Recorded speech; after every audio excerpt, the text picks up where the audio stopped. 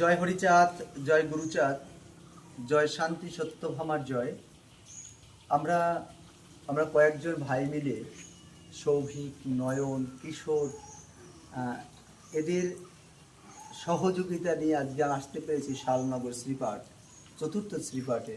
ভিতরটা দেখানোর চেষ্টা করব। মন্দিরটা সত্যি খুব সুন্দর, একটা সুসজ্জিত মন্দির, মন ভরে যায়। মন্দিরের ভিতরে আমরা প্রবেশ করছি। জয় হরিচাঁদ, জয় গুরুচাঁদ।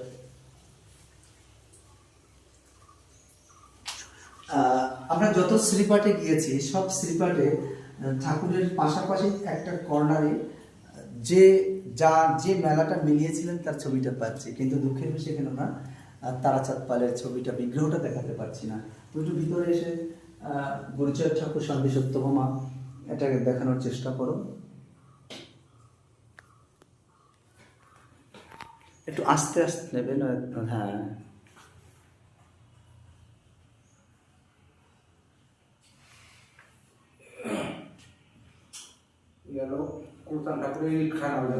শুরু করার জন্য এইটার বৈশিষ্ট্য কি আছে? হাতে ধরবো?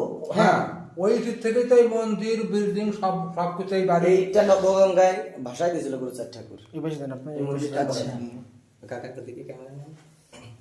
এইটা হ্যাঁ, এইখানা গুরুচাঁদ ঠাকুর কামনা সাগরের ভাষা, কামনা সাগরের ভাষা। সেখান থেকে সেই কামনার নাম নিয়ে এটা কার হাতে? এটা হলো জগদীশ সিং, জগদীশ গোসাই। আচ্ছা, জগদীশ চক্রবর্তী যিনি। হ্যাঁ, জগদীশ গোসাই। আর এই মালাটা গুরুচাঁদ ঠাকুরের গলা। গুরুচাঁদ ঠাকুর গলায় মালা ছিল? হ্যাঁ, এটা গুরুচাঁদ ঠাকুর মালা ছিল না ছিল আমরা মুরব্বীরা বলে গেছে, তখন এটা গুরুচাঁদ ঠাকুরের মালা। এই মালাটা তো শান্তি মাতা দিয়েছিল। দিয়েছে। হ্যাঁ, সেটাই ঠিক। আর এই যে লাঠি, এই যে ছোটাগুলো, সুটা আছে একজনে গুরুচাঁদ ঠাকুরের আছে একটা পিতল দেবান্দা। হ্যাঁ, এইটা গুরুচাঁদ ঠাকুরের। এটা গুরুচাঁদ ঠাকুরের। মানে প্রত্যেকটা শ্রীপাঠে এরকম তাদের হাতের ব্যবহৃত জিনিস রয়েছে। আমি কর্তৃপক্ষকে বলবো, বিশেষ করে ঠাকুরবাড়িদেরকে, যে আপনারা এই স্মৃতিগুলোকে সংরক্ষণ করে যদি একটা জায়গায় রাখা যায়, তবে যদি এক জায়গায় এই যে তারাচাঁদ পালের শ্রীপাঠ, আমরা একটু কাহিনীটা শুনবো। আমাদের ভাই কিশোর রয়েছে এবং তার বংশোদ্ভূত যে তাদের বাড়িতে এখন বর্তমান উত্তরসূরি, তাদের কাছ থেকে একটু শুনবো। আমরা সর্বপ্রথমে উত্তরসূরির কাছ থেকে কিছু কথা শুনবো। এসো ভাই, এদিকে আসো। আমি বলতে চাচ্ছি যে তারাচাঁদ পাল, তার বিষয়ে যদি একটু বলতেন যে মতুয়া ধর্ম প্রচারে তার অবদানটা কি ছিল, কিভাবে শ্রীপাঠ হলো? এরা দুই ভাই, দুই ভাই এক বোন। তুমি আসো পেছনে।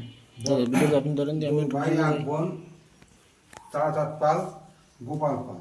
এরা দুই ভাই, আনন্দ বুঝিয়ে এলো বোন। তিন ভাই বোন। আবার বলুন, তিন ভাই কে কে? তারাচাঁদ পাল, গোপাল পাল, গোপাল পাল, আনন্দ বুড়ি। এলো তিন ভাই বোন। আচ্ছা। এই ইনাদের সংসারে খুব অবনতি, খুব কাহিনী, ছেলে মেয়ে খাওয়া দাওয়া খুব কষ্ট হতে দেবে। তৎক্ষণ ইন্দ্রা ওই গুরুচাঁদ ঠাকুরের স্বর্ণাপন্না হয়, তিন ভাই বোন যে গুরুচাঁদ ঠাকুরের স্বর্ণাপন্না হয়ে ওই তখন আর কি ওই নৌকায় করে হাড়ি কামাল দিত। তো ওই হাড়ির গুরুচাঁদ ঠাকুর নিজে বলছিল, কর্মসার আমি কটা পয়সা দিচ্ছি, আর তো তোমরা কটা পয়সা দিয়ে এখন নৌকা কিনে ফিরে মাল গরম করে নৌকায় নিয়ে কামালে যাবে। তখন সেই কামালে যেয়ে দ্বিগুণ ব্যবসা।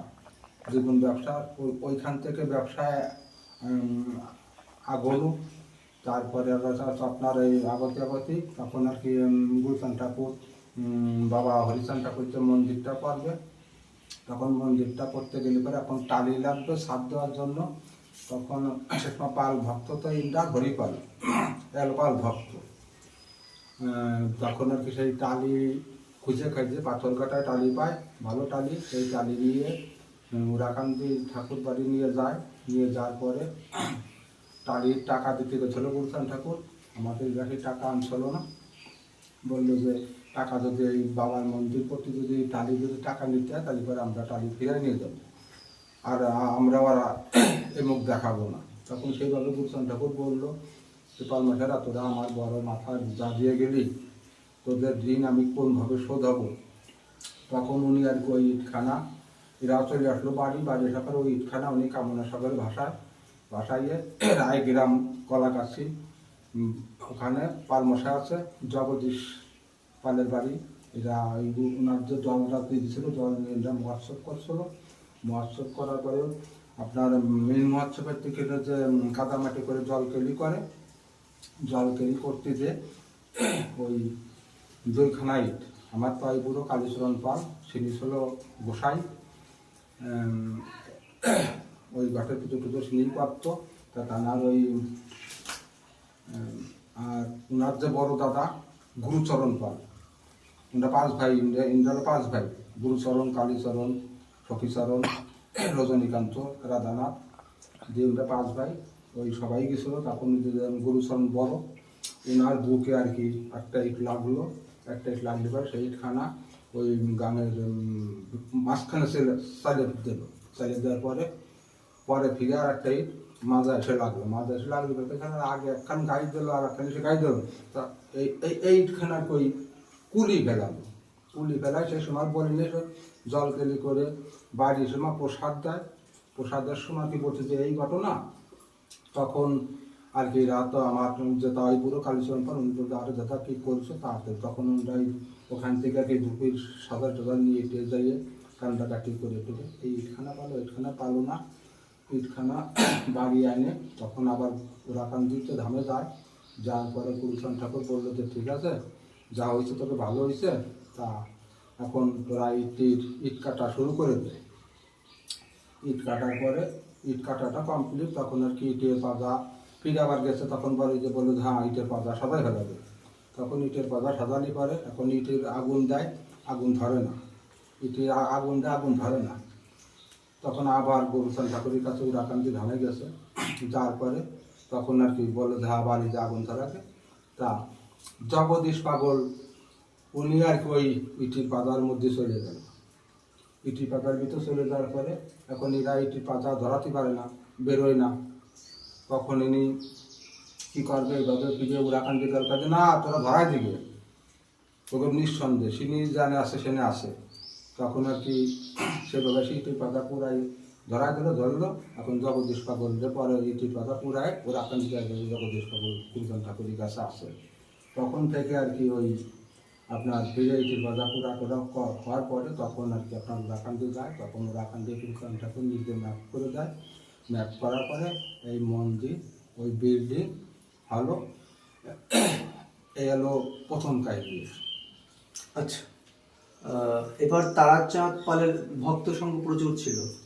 তারাচাঁদ পালের তো তারাচাঁদ পাল যে মেন, তারার যে মেন যে গ্রুপ, সে গ্রুপে এ বিষয়ে আগত না। এই আগত আমরা আছি জানরা, আমরা হলো গোপাল পালের। আচ্ছা, আপনার তারাচাঁদ পাল আর গোপাল পাল 2 ভাই, বুঝছেন? তারাচাঁদ পালের যে মূল উত্তরসূরি উনরা এখানে নাই। আচ্ছা, উনরা আছে আপনার জয়পুরে। জয়পুরে আছে। তারাচাঁদ পালের উত্তরসূরি আছে আপনার জয়পুরে, আর ইনরা আছে ওনার ভাই যে গোপাল পালের উত্তরসূরি আমরা। আচ্ছা, ইনরা আছে গোপাল পালের উত্তরসূরি। আচ্ছা, আমরা একটু ভাই কিশোরের কাছ থেকে একটু শুনে নিই বিষয়টা। জয় চাঁদ। এখন আমরা যেখানে অবস্থান করছি আমি সংক্ষেপে বলবো, যদিও আমার এখানে একজন সাধু সজ্জন মোটামুটিভাবে শ্রীপাঠ সম্পর্কে কথা বলেছেন। আমি আন্দোলনের সাথে সম্পৃক্ততা নিয়ে দুটো কথা বলছি। এই চতুর্থ শ্রীপাঠ শালনগর, এটা ঠিক নড়াইল জেলার নড়াইল সদর উপজেলার লোহাগাড়া উপজেলার শ্রীপাঠ জয়পুর থেকে 11 কিলোমিটার বলতে হবে উত্তর দিকে এই তারাচাঁদ পালের শ্রীপাঠটি অবস্থিত। এই তারাচাঁদ পাল সম্প্রদায়ের ছিলেন। এই তারাচাঁদ পালের গুরুচাঁদ ঠাকুর অনুসারিত হয়ে যখন তিনি এই জনপদের ভিতর মতুয়া ধর্মটাকে প্রচার করলেন, ওনার পদাঙ্ক অনুসরণ করে এখানে নমশূদ্র, মাহিষ্য, মালো সম্প্রদায়ের মানুষও এই মতুয়া ধর্মমতকে আন্দোলনের স্বরূপ এটাকে ধারণ করতে লাগলেন এবং একটা সময় এই মত ধর্মদর্শন এই জনপদে বিপুলভাবে প্রসারিত হলেন। আপনারা জানেন এই শ্রীপাঠে তারাচাঁদ পাল গুরুচাঁদ ঠাকুরের আশীর্বাদ প্রাপ্ত হয়ে আপনারা যেখানে যে অবস্থানে আছি এখানে স্বয়ং গুরুচাঁদ ঠাকুর এখানে 3 বার পদচারণা করেছেন, অর্থাৎ গুরুচাঁদ ঠাকুরের পদচিহ্ন এখানে 3 বার পড়েছে। গুরুচাঁদ ঠাকুরের আশীর্বাদে এই পাল সম্প্রদায়ের তারাচাঁদ পালের এখানকার অনৈতিক যে অবস্থা, আর্থিক অবস্থা, অর্থনৈতিক, রাজনৈতিক যাই কিছু বলি না কেন সব কিছু দারিদ্র সীমার নিম্নে অবস্থান করত। গুরুচাঁদ ঠাকুরের আশীর্বাদ পেয়ে তারাচাঁদ পাল এখানে একটা পূর্ণব্রহ্ম শ্রী শ্রী হরিচাঁদ ঠাকুরের মন্দির, যেটা আপনারা দেখতে পাচ্ছেন, এবং গুরুচাঁদ ঠাকুরের আশীর্বাদ প্রাপ্ত হয়ে একটা একতলা বিল্ডিং তারাচাঁদ পাল নির্মাণ করে। এই পুকুরটা বিস্তারিত আরেকটা বলছি, আর এখানে একটা স্নান করার জন্য